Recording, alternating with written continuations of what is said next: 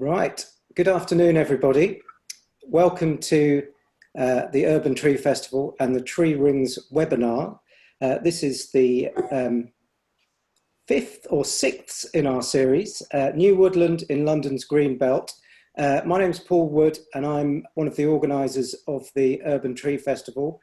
I would just like to welcome you all, invite you to check out our website and sign up for activities which are still ongoing over the next 3 days.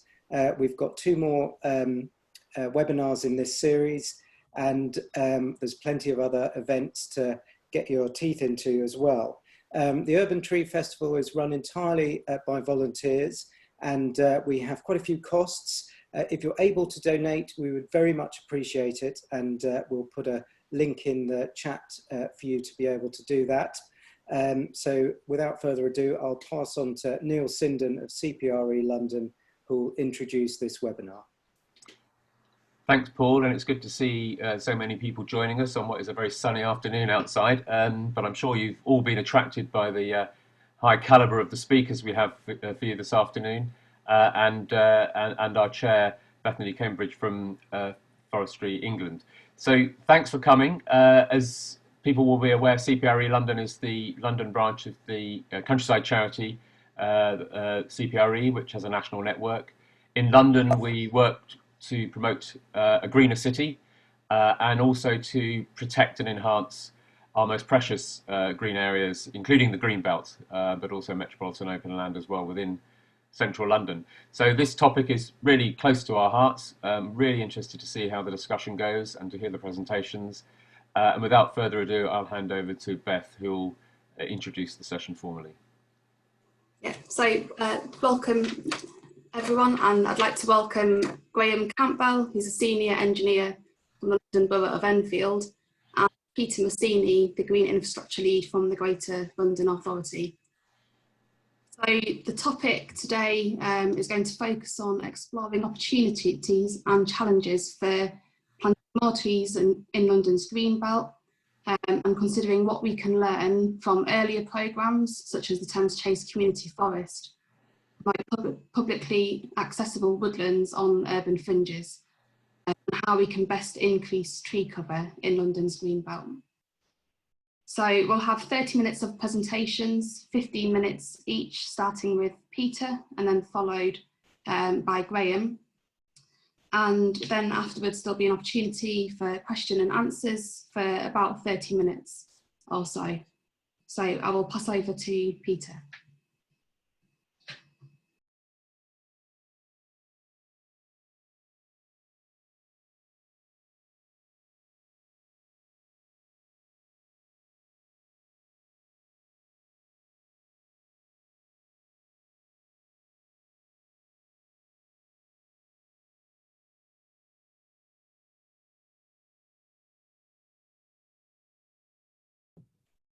Apologies, I was muted. Hopefully everyone can see the screen now. Yeah, great, excellent. So I'm Peter Massini. I work for the Greater London Authority, and I just want to touch on some of the sort of policy background to how we could make the Greenbelt greener and where trees and woodlands play a role in that aspiration. So the starting point, if I can get the screen to, there we are. So just in terms of the policy background, from a London perspective, there are sort of two key policies in the London plan, which is the spatial development strategy for London. And the mayor's taken a very strong stance around protecting the Greenbelt, and his current draft London plan policy suggests that all developments proposed in the Greenbelt should be refused. That's been pushed back by government, but we're still in negotiation with government around that policy. But the new part of that policy is about enhancing the Greenbelt, how we actually look at ways to make the Greenbelt better for Londoners. The planning process is not a particularly good mechanism to achieve that, because its primary function is to restrict development in the Greenbelt. But having that policy in the London plan signals the fact that we actually want to find ways to enhance the Greenbelt and create those multifunctional benefits for Londoners. And secondly, the London Plan and the environment strategies got policies around trees and woodlands. The Mayor has an ambition to increase canopy cover in London by 10%. And clearly the area where there's most scope for increased extensive areas of woodlands is in the greenbelt. And in the London Plan, we're asking boroughs to identify opportunities for extensive woodland planting in London. And that will tend to be either in the greenbelt or in areas like metropolitan land where there's extensive areas of land available. So just a bit of context in terms of London's greenbelt. I mean, clearly London, the metropolitan greenbelt, which goes well beyond the London boundary, is already very green. Some extensive areas of woodlands like Epping Forest and other areas of woodland. But if we look at the greenbelt within Greater London, it's actually quite a small proportion of the entire metropolitan greenbelt. And if we actually look at that greenbelt within London in a bit more detail, this map shows London's greenbelt and the existing land uses. So you can see there are parts of London's greenbelt which are already wooded, so Epping Forest and the woodlands in the northern part of Hillingdon. But as you can see by the yellow colours on this map, the yellow and orange colours, much of the greenbelt within London is actually farmland. Some of it owned by public authorities, but most of it owned by private landowners. So one of the issues we have to address is how we encourage private landowners to convert farmland to woodland, and what are the mechanisms we can deploy to achieve that. Now, this isn't something new. The community forests were set up in the 1990s, and there's been a very successful community forest to the east of London, covering parts of Havering and out into the Essex countryside. And that's actually been quite successful in terms of converting land from open land into forest over the last 20, 30 years. And if we take a look at a map of Thames Chase, the map on the left is, the first map is a map of the extent of woodland within Thames Chase when the forest, the community forest was established. And the map, the other map shows the extent of woodland now in Thames Chase. And you can see there's been an extensive amount of tree planting, predominantly within the M25 boundary and in the south and western part of Thames Chase. And there's a reason for that. This overlay shows the areas of land which are former quarries and gravel pits, and much of the new tree planting in Thames Chase has been on those areas of former gravel pits, landfill and quarry sites, where Forest Commission funding, working with private landowners, has converted land which was capped landfill or capped quarries into woodland.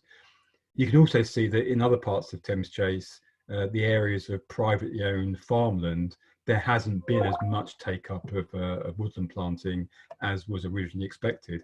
And that's largely because that farmland's still valuable in terms of generating income and revenue through traditional farming. So we've got to think about new ways of trying to find ways to encourage those landowners to think about forestry and woodland as a good use of that land. So what are the mechanisms that might come into play?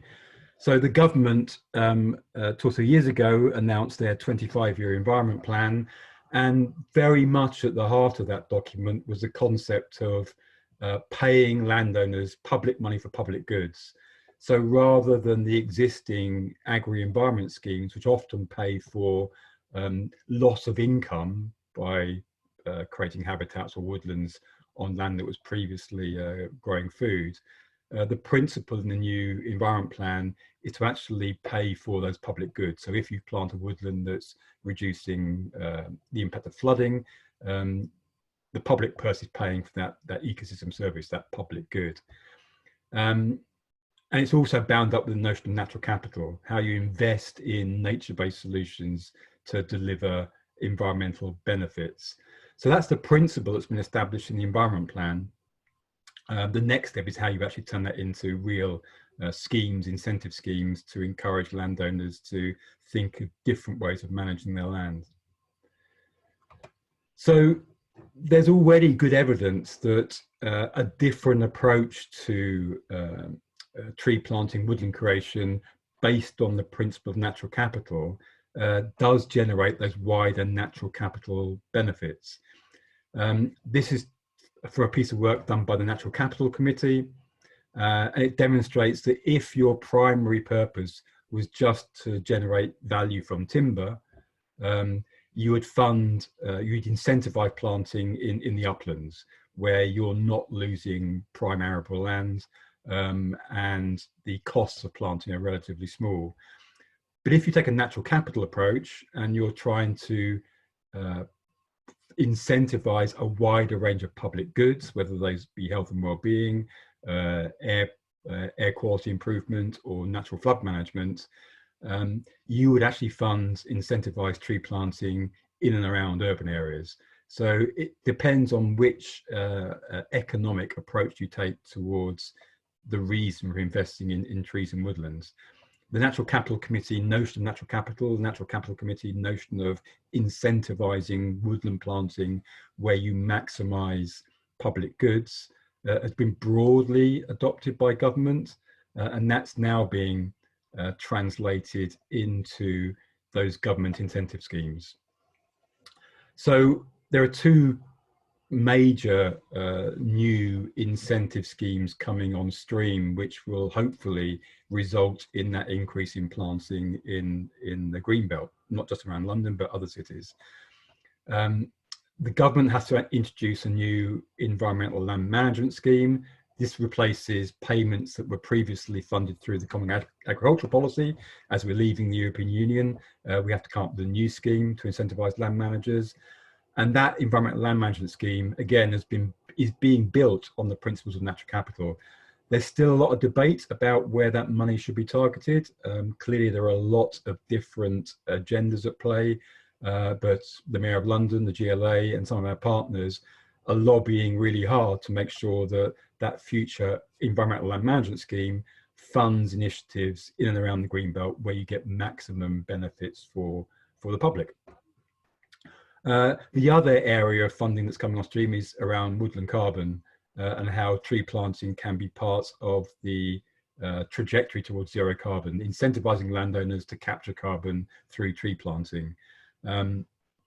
It's not something that's been picked up a lot yet by landowners because the carbon price is still relatively small, but there are schemes being investigated about whether we can incentivize land managers in around London to come up with bespoke schemes that specifically address carbon emissions from businesses in London. And again, that could become quite an attractive funding scheme for private landowners to convert land from arable to woodland. So I guess the point I'm making is that we do need to find these new innovative funding schemes so we can move away from a landscape in much of London's greenbelt, which looks a bit more like this, to a landscape which is a much more wooded, attractive, productive landscape that provides a much wider range of environmental benefits, ecosystem services, and quality landscapes for Londoners to enjoy. Thank you very much. Great, thank you, Peter. So just before we move on to Graham, it's a really interesting presentation from Peter. And if you have any questions, if I can ask people to post those in the Q&A function, which is at the bottom of your screen. There's also an option to vote for questions that other people have asked. And then what we'll do in the Q&A is we will ask the speakers the most popular questions. So we'll move on to Graham. Thank you very much, Beth. So thank you for inviting us to present this scheme. This presentation is made up from some slides from a recent stakeholder engagement document interspersed with a few other slides for context. It really is to demonstrate where we are on a particular woodland creation scheme in Enfield. Moving on. Here we go. So I'll start with a confession. I'm actually part of the team that manages flood risk and drainage and watercourse related matters. So traditionally we've delivered SUD schemes. So I'm a bit of a fish out of water here, talking to a sort of forum of tree specialists. However, recently my work has felt more like being woodland creation project manager. That's more than enough about me. The background of this project is best explained with a brief introduction to Enfield itself. For those who don't know, if you're a Londoner, you might know, but it's a borough on the edge of London, with the majority is in the greenbelt. So here's Enfield zoomed in with our watercourses, with drainage specialists, we wish our watercourses. And there shows the land use makeup. So it's mainly a mix of residential land use, population of 330,000 and growing, with some light industry.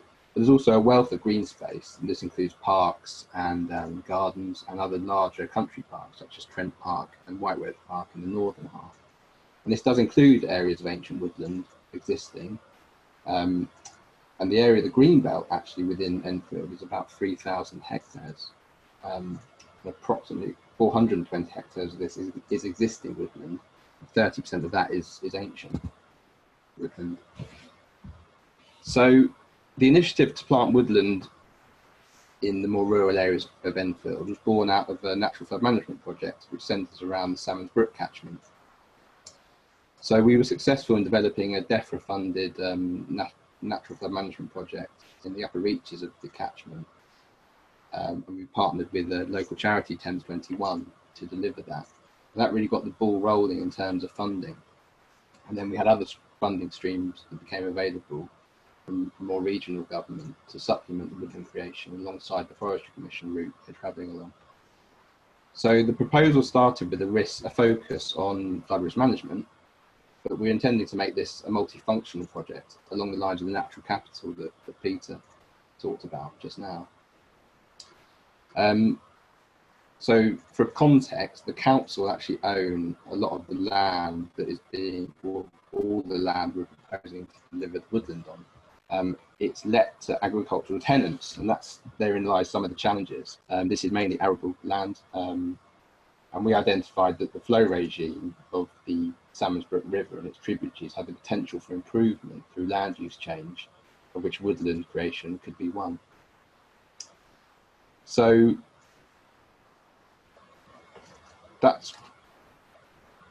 it's been different from other schemes that we've been used to delivering in parks and on highways where we've had a certain amount of autonomy. This has involved much more negotiation with tenant farmers. And so to develop a large-scale woodland creation plan, this involved a range of approaches, from hosting a meeting with some of the farmers in the pub to sending out letters that propose to plant trees under a licence with payments along the lines of a simplified countryside stewardship payment, to the surrender of land out of tenancies back into the council's control over small parcels that are maybe more subgrade in terms of agriculture.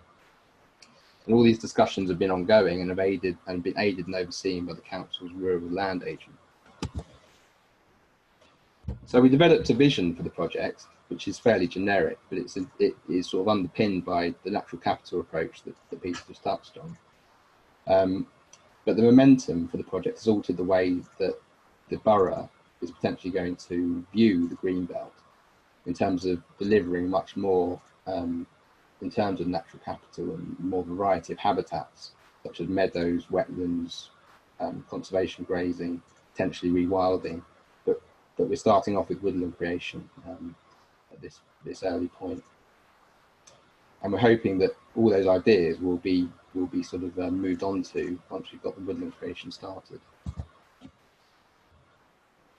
So putting the process of land negotiation for woodland creation to one side for a moment, we decided to follow this Forestry Commission funding route. And before we did that, in 2016, for about 2 years, we held sort of informal discussions with the landlord's department of the council to discuss natural flood management and woodland creation, to see how it could be delivered. And it was quite a frustrating couple of years, because being used to develop projects in parks and on highways, we had, much more, certainty over projects, whereas this one felt quite uncertain. But then in 2018, we did get the funding from DEFRA to start our Salmonsbrook Natural Flood Management Project. And that really got the ball rolling in terms of moving down the road in terms of the woodland creation. So we started looking at supplementary funding to go alongside this Forestry Commission funding. And then November 2018, we started submitting applications through the Woodland Creation Planning Grant, with ongoing applications to other funding at the same time. Now this process all looks quite well planned out and streamlined, but it hasn't felt like that. It's been quite jolty, and we've sort of been learning as we go in a way. But the most recent development is we've submitted our Woodland Creation Planning Grant to the Forestry Commission just this month, and we're now gearing up to start a woodland carbon fund for discrete areas of the planting, with a bold ambition to start planting this winter, and hopefully that can go on for a few years to come. So backtracking a bit to look at some of the opportunity mapping we did, this gives a bit of context of the catchment highlighted in the sort of northwest quadrant of the borough, and it shows there in the lighter green, they are the tenant farms, which is mainly made up of arable farming, as Peter touched on. And the focus of the Salmonsbrook Natural Flood Management Project is to supplement downstream flood risk, or reduce downstream flood risk, by altering the land management practice. But it's also been recognised that the spine of the Salmonsbrook actually coincides with the London Loop as well, so there's an opportunity to improve the London Loop footpath and improve the public accessibility to the woodland. We wanted to move away from the status quo of this valley being made up of large, made up majority of arable farms, which are actually quite small in relation to other farms across the country. So a bit more context. Enfield Chase historically is actually a hunting ground made up of Middle Ages forest, really, hunting ground. And the name Enfield Chase continues to this day, but really sort of lost its connotations of woodland and hunting forest. And we're not looking to bring back a hunting forest by any means, but this gives an indication of the extent of the woodland as it existed. You can see the blue ribbon of the M25 there, with Enfield Chase taking up the majority. So we're not looking to restore this woodland in its entirety, but it gives us a useful historical context. So we started developing some design principles for the woodland based on using natural capital rather than potentially timber production, which was an option we dangled in front of us early on. We want this to be a woodland that feels like a mix of habitats, a mix of species, a mix of planting densities. And being drainage engineers, we're also obviously going to include some ponds and wetlands, and allocate areas of natural regeneration. So, a few more of the design principles. And through the development of the woodland creation design, we've consulted widely with internal officers, obviously tree officers, very important, heritage and landscape officers, landscape architects, the property department, traffic and transport park, and others, as well as external expertise in archaeology, ecology, and consulting with wildlife trusts and historic England. So this shows our latest woodland design plan. This isn't actually the most recent version. Didn't update the slide in time. This is near as can be. And then if this provides a bit more of an artistic impression of the woodland, this is the Salmonsbrook Valley. And I don't know if you can see my cursor, but the river runs through the valley here, through the rural section, and then on into the more urbanised areas of Enfield Town. And we do have Trent Park neighbouring this, which provides, which is where the majority of the ancient woodland is located as existing. So that's the sort of extent of our wider plans, which is for about 190 hectares of woodland. We'd be looking to deliver that in phases over the next few years. And with a bit more of a zoomed in version, you can see the ploughed fields there right up to the river. And this shows our intentions well, we've got other intentions for potentially scrubbing up other areas of natural regeneration outside this woodland envelope. But you can see there through the river corridor, we're leaving space for natural regeneration. So that's actually excluded from our wider woodland creation plans because we recognise the potential there for river restoration. It is actually quite an engineered and channelized watercourse. So we've also given some consideration alongside our woodland design consultant of the different zones that could be incorporated into the woodland. So that's another consideration we've made. Again, looking into the watercourse and the different areas of amenity.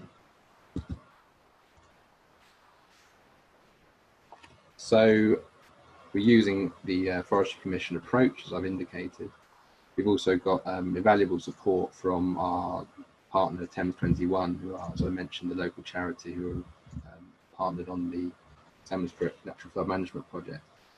And a big feature of the upcoming planting we're looking to develop is developing it through volunteer events, be it public volunteers, community groups and corporate volunteers. And Thames 21 are really integral in organising those aspects, and particularly given the current uncertainty of mass gatherings, things like that. That's really provided us with an extra challenge in terms of delivering those sort of events. We've done some practice in the last few months, well not few months, but at the back end of last winter, March time, just as the current crisis was heightening, we actually did manage to organise an event. I think if it had been a week later, it would have happened. But that was for some small scale planting to sort of practice our techniques and practice delivering these sort of events. And that was with the support of other partners as well. So just in summary, the current plans are for 190 hectares. We're looking to hopefully deliver 60 hectares of that in the next 2 years. And as well as improving amenity features such as the footpath through the London Loop, and provide amenity spaces within the woodland interpretation. We really want to make this a destination, because at the moment I think there's a recognition that it's greenbelt land that's dominated by arable fields with quite poorly maintained footpaths.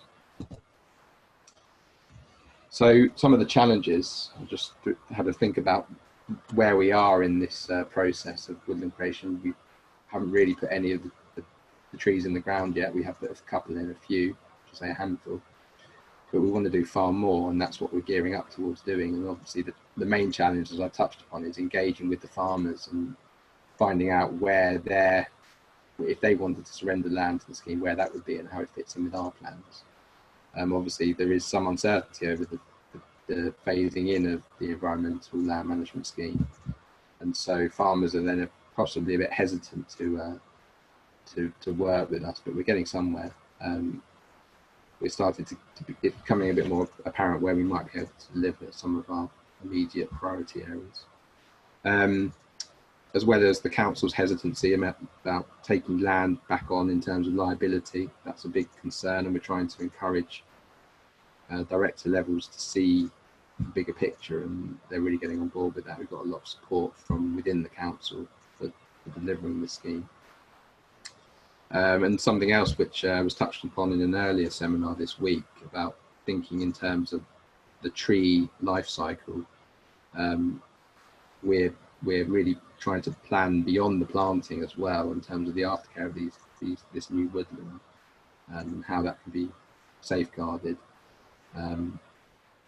Something we're not necessarily used to in terms of delivering our schemes. We often, as drainage engineers delivering constructed wetlands, we dig holes in the ground and let the water fill up and almost then walk away. But this is a different experience. in terms of having tangible results quickly. So the point we're at the moment, we've been putting these plans together for the Woodland planning grant. So I thank our Woodland design consultant Gareth Price, who's on the line, I think, for the work he's done on that, as well as Thames 21, the partner I was already talking about. So thank you very much for listening and hearing about our impending woodland creation. Thank you. Great, thank you, Graham. It's a really good presentation. So we'll move into the Q&A session. So I see people have started to post questions, and people can vote for other people's questions if that's something you particularly like one of the speakers to answer. So again, if you click on the Q&A button at the bottom of your screen, you can post a question there. So we'll start off with a question from Rebecca Larder. Do you have any tips to ensure planting trees doesn't become an excuse to keep polluting? Do you want me to have a go at answering that? Yeah, go ahead. Okay. So existing policies and incentives actually aimed at driving down emissions. So that's the focus of national policies and London plan policies and London environment strategy policies. But even if we have a sort of relentless drive on reducing emissions, there'll always be some emissions which we can't eliminate. So there's a sort of hierarchy in terms of trying to reach zero carbon. So woodland planting and things like the Woodland Carbon Code are there to mop up those emissions which can't be eliminated. So it's not an excuse to carry on polluting and then just plant trees as a way of offsetting that. So the Woodland Carbon Code and other incentive schemes do quite a rigorous analysis, making sure that the applicant funding is actually driving down emissions and are only using the Woodland Carbon Code or woodland planting to address the emissions which can't be eliminated. I guess I would add to that in terms of, I suppose it's what type of pollution we're talking about in terms of our bias towards water. We're part of delivering natural flood management, and planting woodlands in the upper catchment is to provide some sort of buffer to the potential agricultural pollution. Notwithstanding, it wouldn't be an approach to say, look, we're planting woodland in the valley. The farmers then can carry on business as usual and continue to flush chemicals into the river. Not that they're necessarily doing that. I'm not trying to pin the blame or point fingers or anything like that, of course. But we're trying to develop an approach for natural flood management and improving water quality in general. Thank you both. So, next question from an attendee is, do you think current valuation of trees as part of infrastructure or development appraisal is effective? And do you have any ideas of how you would improve it? Peter or Graham? I'll go for that one again. Yeah. So certainly the approaches we use now are more effective than the previous system. So particularly in terms of development, the previous sort of policy framework encouraged or required developers to retain trees of value, and that was determined by the quality of the tree in terms of its, whether it was mature or whether it was disease, those kind of things. Actually, in the new London plan, we've just introduced a new London plan policy around trees, which requires developers to actually work out the natural capital value or the CAVAT value of trees. And if those trees have to be removed, there's a requirement to replace trees to an equivalent value. It's not a perfect system, but it's certainly much more robust and much more easy to argue for that uplift in mitigation and replacement than the previous policy framework. When push comes to shove, developing a plot of land that's got a tree on is worth a huge amount of money.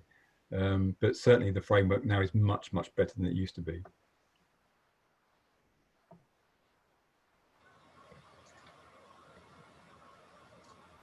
I think it's Neil Sinden here. I think we may have lost Beth, whose screen seems to have frozen. So, I mean, unless Graham, you've got anything to add to Peter's question, perhaps we can move on to a few more questions. Yeah. There's a specific one for you here, Graham, from Suzanne. Can you tell us a little about the woodland mix?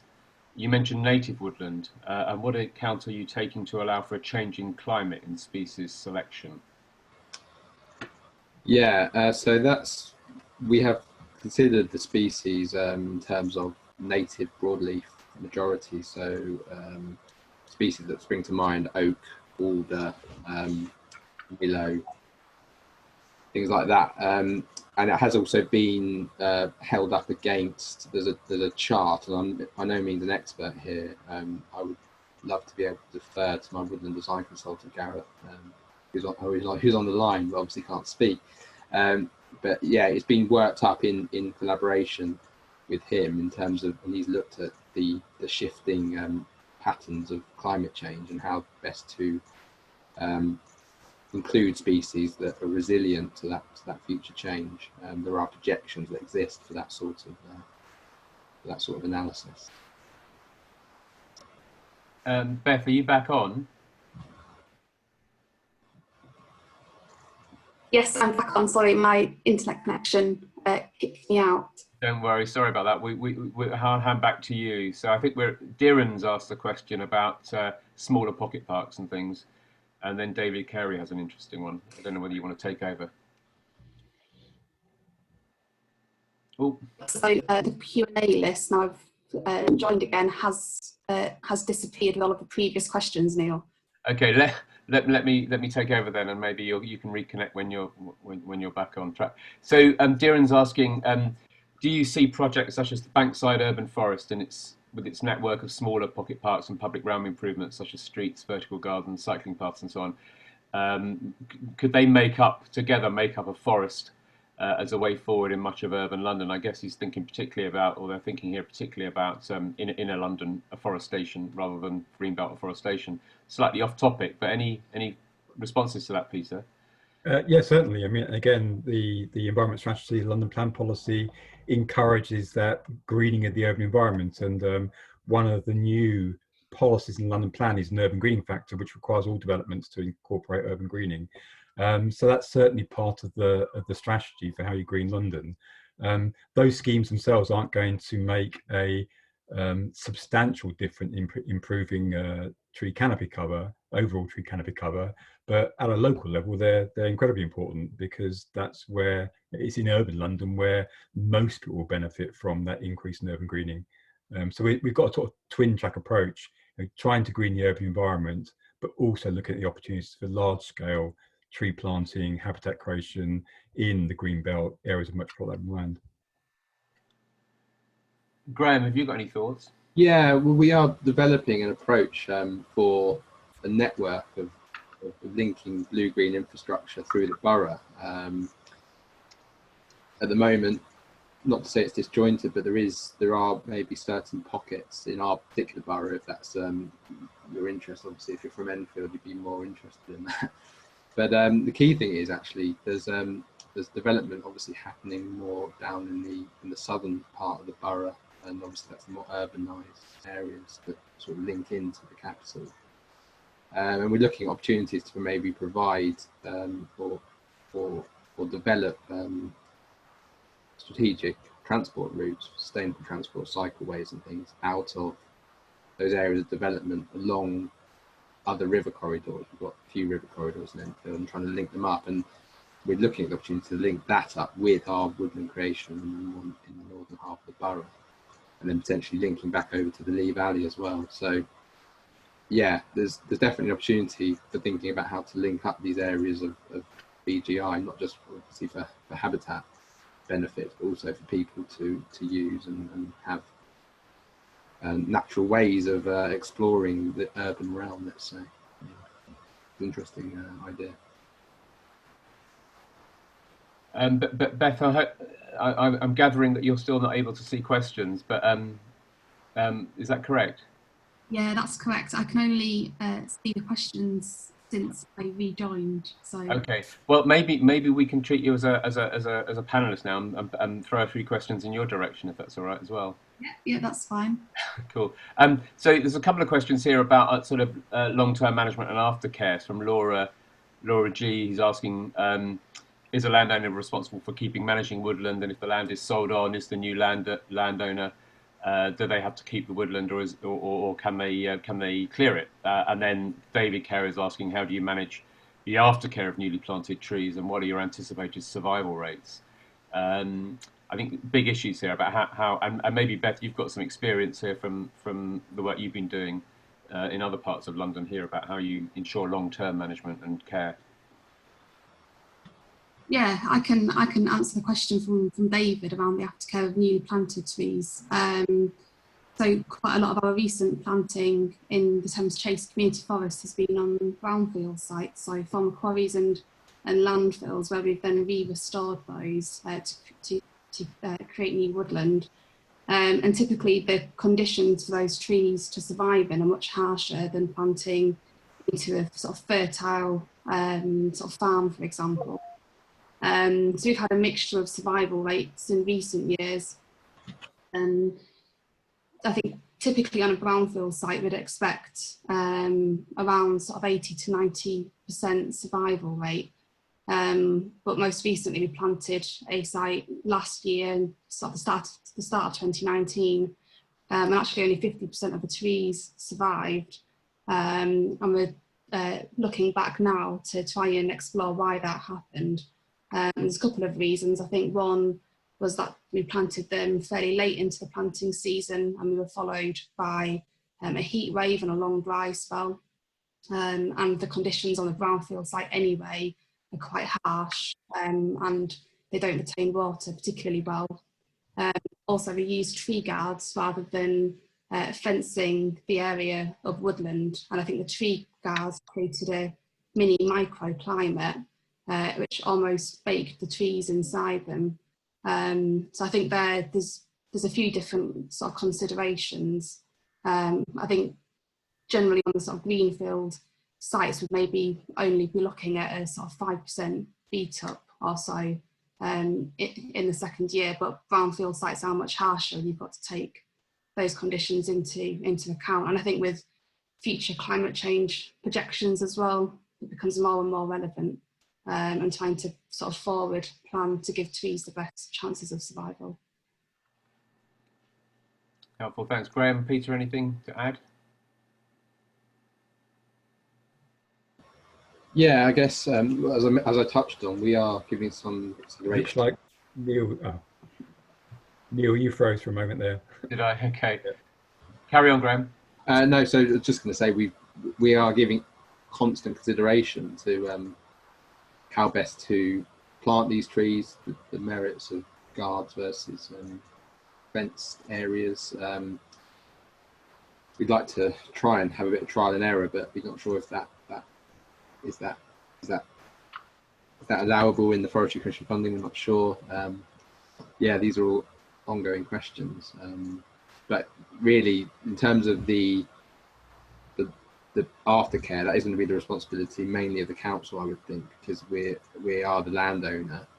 Although it is let to tenant farmers, the most successful strategy we're having at the moment is taking land back out of tenancy for the parcels we want to plant on. So there may be opportunities for farmers to get involved, but the council will have the overall management of the woodland. Bethany, I think I've pasted some of the questions for you in the chat bar. I don't know whether you can see your chat bar. You're happy to take over again as chair? Yeah, so there's a question around whether the speakers can summarise what they consider the most important eco-benefits for woodland versus farmland, and taking that sort of biodiversity is perhaps a given. Sort of what are the most important eco benefits? So is that flood reduction, carbon storage, pollution control, public access, for example? It depends. It depends on the location. So so in parts of Enfield, that managing flood management is quite a consideration, but that won't be the same in other parts of London's greenbelt. So it does depend on the context. So again, I think we would be looking for biodiversity enhancement if you were creating new woodlands close to places like Epping Forest.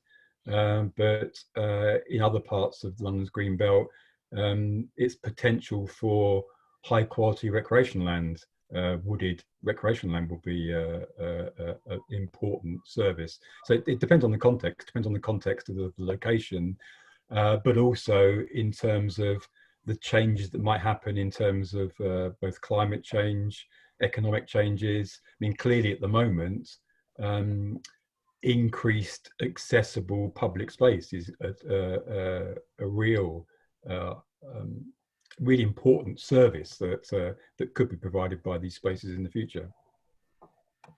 Could I just ask a supplementary, Beth, on that?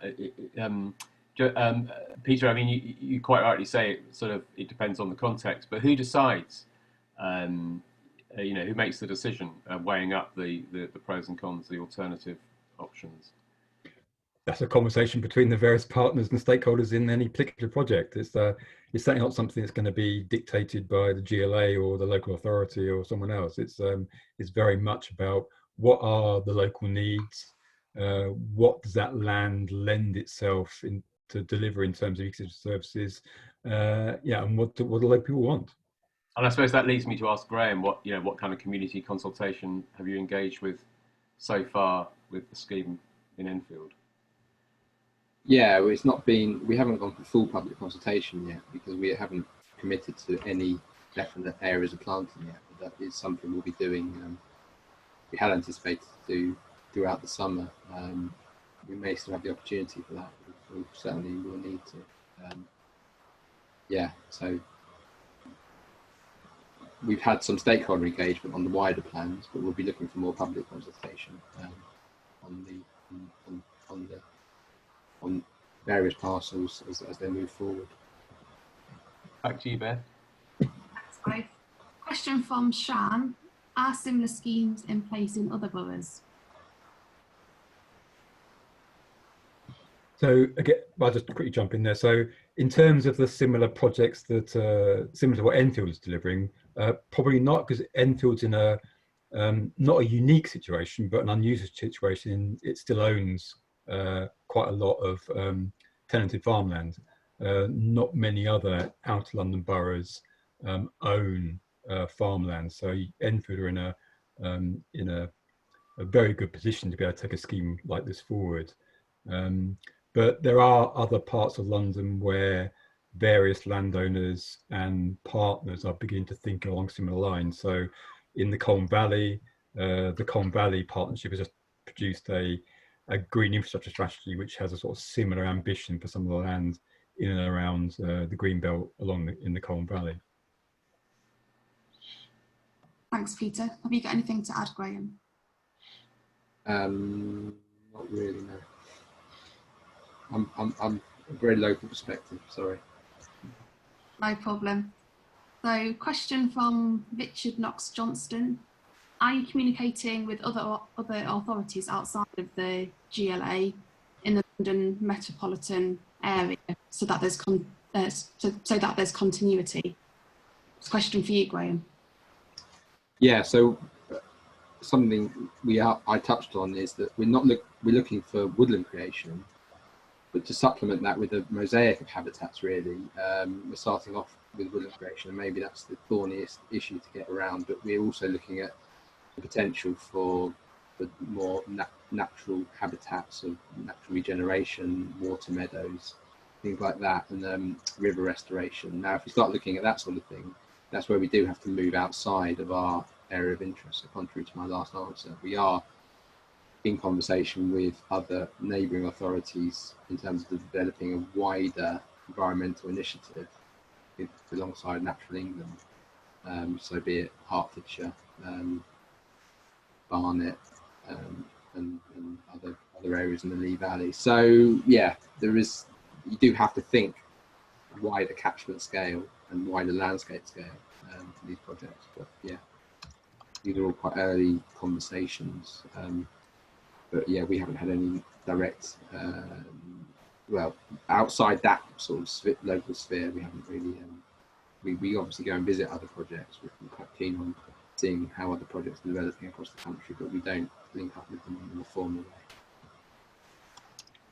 Can I just quickly add there? So, as part of the initial consultation on the government's new environmental land management scheme, their initial thinking is there'll be 3 tiers of the scheme, and the tier 3 part of the scheme, which is the highest level tier, would be about landscape scale projects, which would require partnerships between different local authorities, different landowners.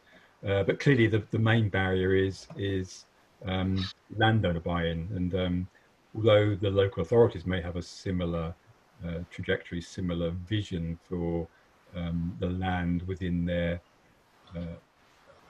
district, that's not necessarily the case for the landowners, because the landowners will be making straightforward economic decisions, and if it's still economically attractive to carry on farming, well, you'd carry on farming. Thanks both. And we'll take perhaps one final question from Arte Quajack. Can beavers become a serious threat to woodlands in the UK?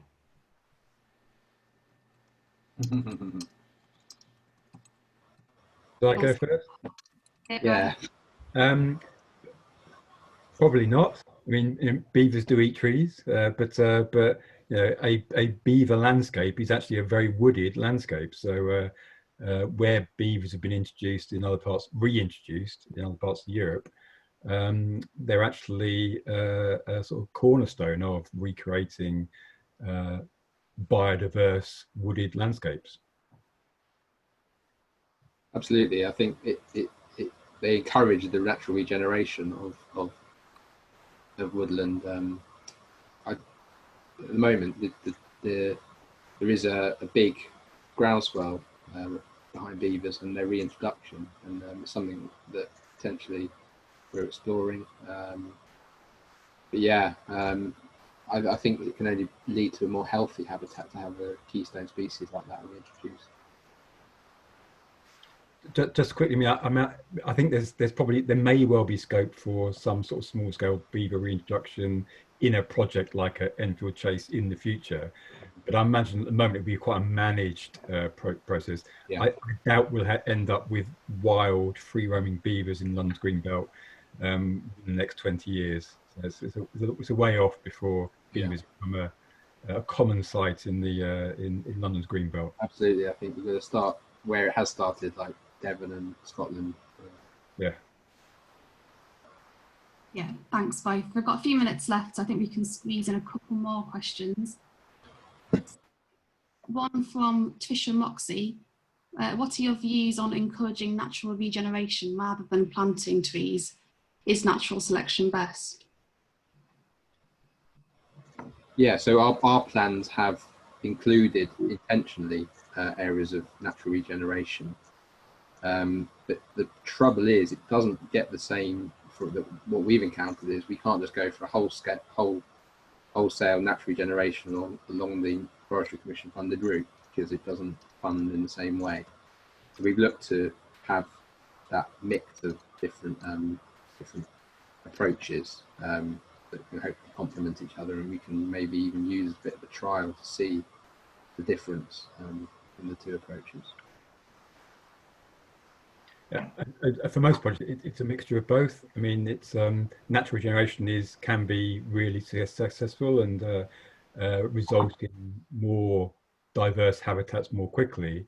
But one of the benefits of tree planting, as long as you're planting in the right place, one of the benefits of tree planting is the community engagement, and that community engagement in the process of improving the environment is critical. So yeah, it's a mix of both to really have successful projects. Yeah, thanks both. And just to sort of a personal comment from me as well on that question. I think natural regeneration works well where you have a seed source next to the site where you're looking to plant trees.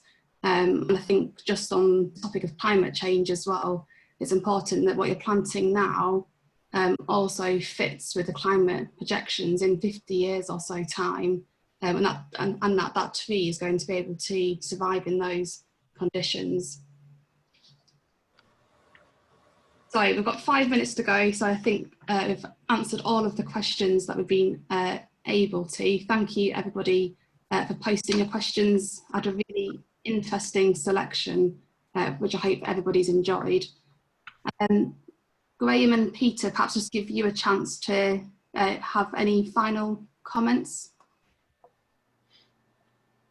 I guess my final comment will be is that this will be quite a long-term process, because the planning policy is not a direct way of delivering the improvements to the greenbelt, because its primary purpose of greenbelt policy's primary purpose is to prevent development. So we can't use planning policy to incentivize tree planting. But what we need to do, the GLA, but also our partners, is to lobby very strongly for that new environmental land management scheme to be funding projects in and around greenbelts, because that funding, there'll be lots of calls on that funding, and there'll be lots of calls for environmental land management in all sorts of places, and we need to lobby very hard to make sure that at least some of that funding is targeted towards London's greenbelt. Yeah, thank you, Peter. And anything from you, Graham? I'll just echo those thoughts really. Suffice to say that we're obviously doing this ahead of the environmental land management scheme, and trying to show maybe that we can trial something and deliver something that's you know, thinking a bit more outside the box and giving local authorities maybe a better rep. Right, thanks, Bo. So just before handing back over to Neil to close the webinar, I'd just like to thank everybody for their participation, for all of the questions that you've asked. There's lots of questions we've not been able to answer, but if you look in the chat function, there is links to the information on how you can get in touch with both the speakers and myself, if you want to follow those up. And there's also the final webinars of the Urban Tree Festival taking place on Saturday on urban orchards and Sunday on great trees. So thank you very much, and passing over to Neil to close. Thanks, Beth, and thanks, Peter and Graham. That was fantastic, really interesting, and you know, I for one want to be around to see the fruition of these really quite ambitious plans, because I think we do need to ensure that the greenbelt remains even more important for future generations than it is for today's population. Thanks everyone. If you've enjoyed the webinar and you've booked on, you would have realised that we've provided all of the events in the Urban Tree Festival free of charge, but we do welcome donations, and we posted in the chat some suggested levels of donation if you feel inclined to do so. And just to echo Beth's final comments there, we do have, in fact, we have 3 remaining webinars. We've got 2 tomorrow, one on the Urban Orchard with Joe Homan from the Orchard Project, Peter Coles, who's an expert on mulberries, and a fantastic photographer called Derek Mann, who can tell you how to take an apple with how to take a photo with an apple, should I say. So come along to that. And we also have a rescheduled Living with Trees webinar tomorrow evening with Paul Wood, who is none other than the author of London is a Forest, and Robin Walter, who is about to publish a book called Living with Trees, which I think will be in a really interesting discussion. And then the final webinar on Sunday is on the topic of great trees. So if you're interested in finding out more about great trees across the country, but particularly great trees in London, and how do we define a great tree, how do we weigh their beauty, rarity and history, do we rely on public or professional judgment? Those are the sorts of questions we'll be considering on Sunday in the final webinar of the Tree Ring series. So thanks everyone for attending. Thanks again to the panelists and to Beth as chair. And we hope to see you perhaps tomorrow or Sunday. Many thanks. Thank you. Bye-bye.